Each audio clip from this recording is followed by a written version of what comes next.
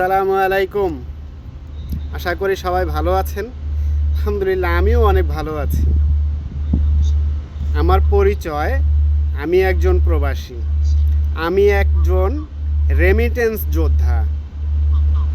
আজকে আমার অর্থের বিনিময়ে, আমার মতো 1.5 কোটি প্রবাসীর বিনিময়ে, অর্থের বিনিময়ে, ঘামের বিনিময়ে, শ্রমের বিনিময়ে বাংলাদেশের অর্থনৈতিক যে রিজার্ভ আছে সেটা স্বয়ংসম্পূর্ণ হচ্ছে।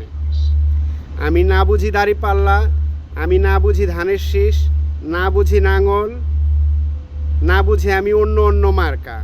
আমি শুধু একটা জিনিস বুঝি, সেটা হচ্ছে আমি প্রবাসী। আমি কারো অনুদান চাই না, আমি কারো প্রণোদনা চাই না। আমি শুধু একটা জিনিস চাই, এই প্রবাসের মাটিতে আমি যেন বৈধভাবে শ্রম দিয়ে আমার দেশে আমি অর্থ প্রেরণ করতে পারি। যারা রাজনৈতিক দল আছেন, যারা 12 তারিখে নির্বাচিত হবেন, তাদের কাছে বিনীত অনুরোধ, হাত জোর করে একটা অনুরোধ আমি করছি। সেইটা হচ্ছে, প্রবাসে যে বন্ধ শ্রমবাজারগুলো আছে সেইগুলো আপনারা একটু চালু করার ব্যবস্থা করেন। সংযুক্ত আরব আমিরাত হচ্ছে বাংলাদেশের রেমিটেন্সের বড় একটা বাজার। সৌদি আরবের পর বাংলাদেশের সবচাইতে বড় যদি কোনো শ্রম বাজার থাকে সেটা হচ্ছে সংযুক্ত আরব আমিরাত।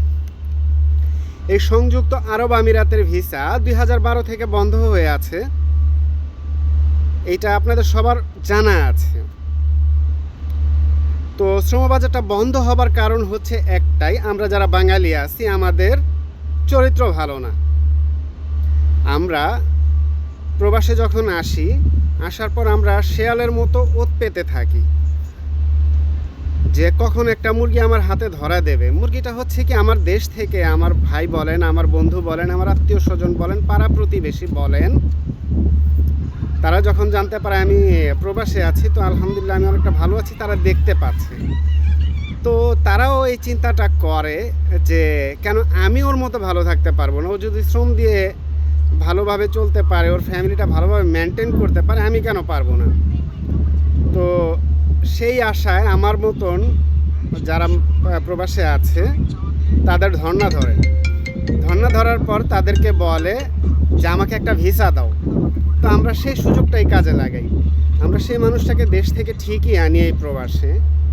তাকে আনার পর তাকে কোন কোম্পানিতে দিলাম, কি করলাম না করলাম সেটার আমি দেখতেছি না। সে ভালো একটা